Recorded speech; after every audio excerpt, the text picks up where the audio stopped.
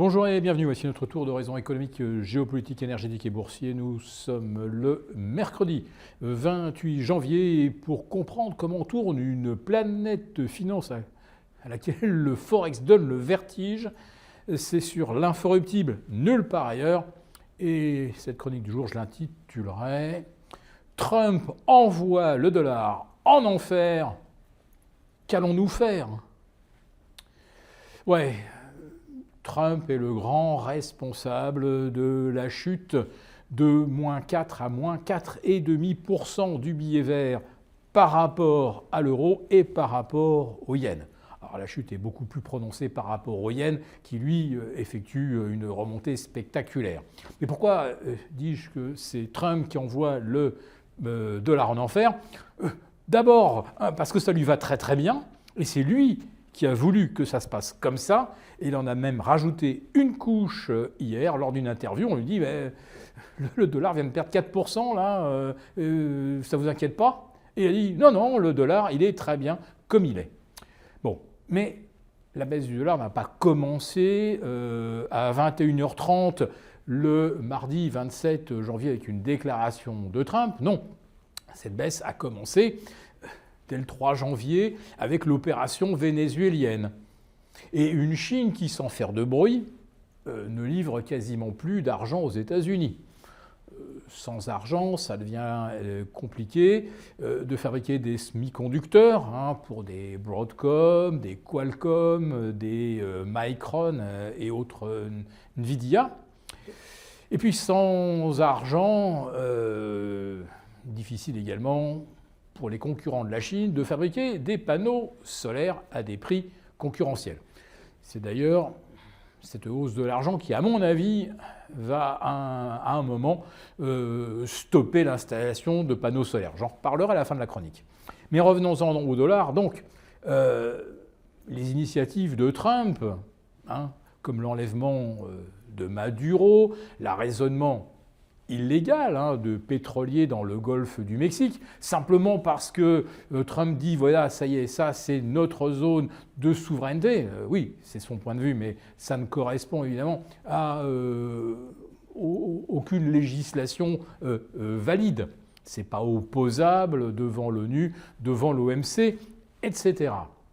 Et puis Trump qui s'en reprend à Jérôme Powell, ça aussi, la remise en cause permanente de l'indépendance de la Fed, même si ça n'a pas fait plonger le dollar, ça a quand même contribué à bien l'affaiblir. Et puis bien sûr, ce qui a mis le feu aux poudres, c'était il y a presque une semaine, c'était cette revue des taux d'intérêt que lance la Fed. Bon, il n'y a pas de problème de taux d'intérêt aux États-Unis. On s'attend à un statu quo aujourd'hui, communiqué de la Fed à 20h. Aucun suspense, ça sera le statu quo, ça sera encore un statu quo mi-mars, fin avril. Il faudra peut-être attendre le mois de juin pour qu'il y ait une baisse de taux. Donc ce ne sont évidemment pas les taux américains qui sont revus, ce sont surtout les taux de change. Et on a compris que le yen qui s'enfonçait vers les 159,5 face au dollar, ça commençait à poser problème aux États-Unis. Et oui, un yen trop faible, ça rendait les produits japonais très concurrentiels. Donc avoir simplement donné le signal que la Banque centrale du Japon et la Fed en même temps trouvaient que le yen était trop sous-évalué. Au Japon, c'est parce que ça risquait évidemment de devenir inflationniste. Eh bien, ça, comme on dit, mis le feu aux poudres. Le yen a pris tout de suite 3,5%. Et puis alors hier, avec la déclaration de Trump qui veut bien que le dollar aille en enfer, eh bien évidemment, il s'est enfoncé jusque vers 152 face au yen. Et le dollar est repassé sous les 1,20 face à l'euro pour la première fois depuis février 2022. Alors qu'est-ce que ça signifie pour nous ? Qu'est-ce qu'on va faire ? Pour l'instant, on va dire, là on se prend les coups et il n'y a pas malheureusement de façon efficace de riposter. Alors, on a bien vu ce que le dollar a provoqué, pour LVMH par exemple, des recettes en dollars, un dollar qui perd 9% en 2025, ça a provoqué une baisse du chiffre d'affaires exprimé en dollars, une baisse également des profits exprimés en dollars, et LVMH perd 7 à 8% aujourd'hui. Kering suit de très loin avec -4, mais on a bien compris l'idée. Toutes les boîtes qui font du chiffre d'affaires en dollars vont être handicapées par la baisse du dollar si elles ne sont pas américaines et si elles n'exportent pas en dollars. Et cette baisse du dollar fait au moins en tout cas des heureux. Les gérants américains, avec un nouveau record du S&P à 7000, il n'y a aucun suspense, on savait bien dès hier soir qu'on verrait les 7000 aujourd'hui. Mais pour le Nasdaq, on revoit les 26 000 sur le Nasdaq 100, 26 150. Donc c'est au-dessus de la meilleure clôture du 29 octobre 2025. Le Nasdaq Composite, ça y est, il revoit les 24 000. Là aussi, c'est meilleurs niveaux de fin octobre. Les exportatrices, ça y est, elles nous donnent le signal. Elles se réjouissent évidemment de la baisse du dollar. Nous, c'est exactement l'inverse. Toutes nos exportatrices vont souffrir évidemment de la baisse du dollar. Alors les gérants américains sont doublement heureux parce que leurs actions américaines montent, mais celles qu'ils détiennent en euros également. Voilà que l'euro vient de passer de 1,16 à 1,20. Ça veut dire que les valeurs du CAC 40 viennent de prendre un peu plus de 3% en l'espace de 4 séances. Voilà, 3,4% de hausse qui tombe du ciel. Nous, ça va évidemment nous coûter des points de compétitivité. Mais sans même évoquer la chute du dollar, notre compétitivité, on est en train de la perdre à une vitesse hallucinante. Et je vous parlais hier, dans ma précédente chronique, de ces hauts fonctionnaires européens, en l'occurrence c'était 2 femmes, qui annonçaient signer l'arrêt des importations de gaz. Là, bingo, le prix du gaz vient de prendre 40% en l'espace de 24 heures. Super, super. Se passer du gaz russe, ça veut dire que celui qu'on va importer va nous coûter encore plus cher. Quant aux Français qui se chauffent au gaz, là aussi, préparez-vous. Alors la petite consolation, minuscule consolation, c'est que l'euro étant un peu plus fort face au dollar, et comme on importe le gaz en dollars ainsi que le pétrole, le gaz va nous coûter un peu moins cher. Oui, mais moins 3% grâce à la hausse de l'euro et plus 40% sur l'envol du gaz, ça ne va pas le faire.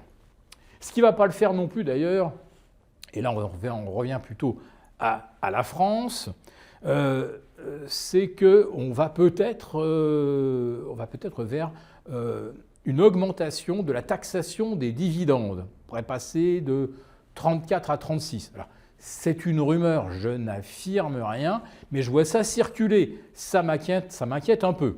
Et ça, après que l'essence ait augmenté au début du mois de janvier, que la CSG ait augmenté de 1,4, ça, pour les dividendes que vous encaissez, on a déjà un 4 supplémentaire.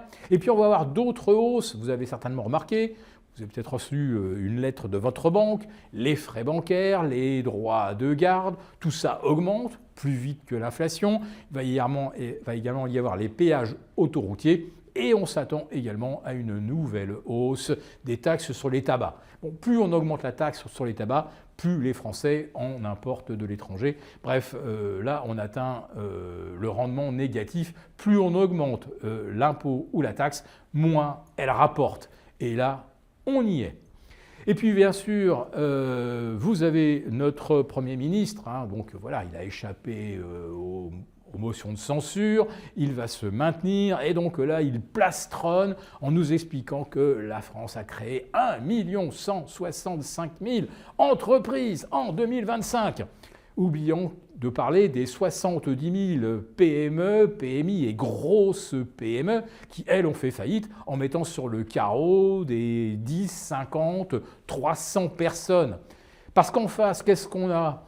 On a 820 000 créations d'auto-entrepreneurs, entreprises au sens juridique du terme, mais qui correspondent juste à quelqu'un qui, étant arrivé au bout de ses indemnités chômage, se constitue auto-entrepreneur. On a Également, plus de 110 000 créations d'entreprises unipersonnelles. Bon, c'est une variante de l'auto-entrepreneur.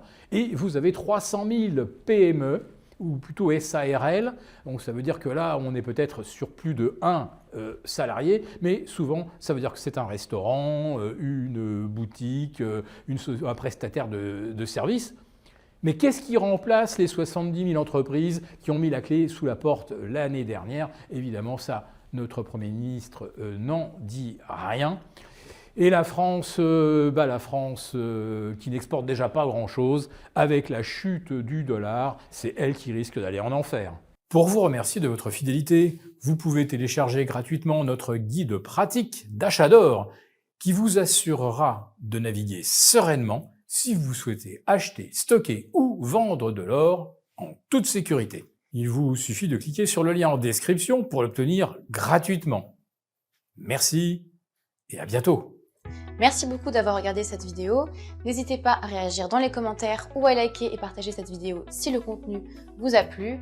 Et pour ne rater aucune de nos prochaines émissions, vous pouvez vous abonner à notre chaîne et activer les notifications. Et pour plus de contenu, n'oubliez pas que le dernier rapport rédigé par nos experts est accessible en cliquant sur le lien de description. On se retrouve tout de suite dans les commentaires et je vous dis à très bientôt pour une prochaine vidéo.